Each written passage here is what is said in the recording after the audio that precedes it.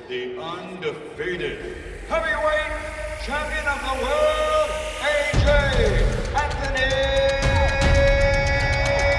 Joshua.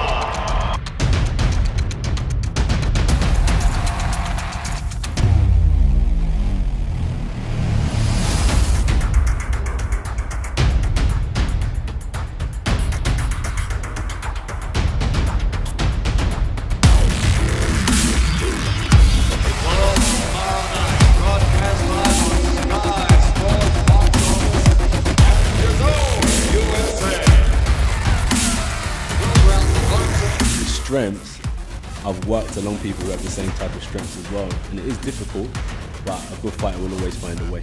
It's time to just put on a performance. I told you before that I tap to two to a certain degree, but I just feel relaxed and calm. It's not new to me anymore. I feel like this is home.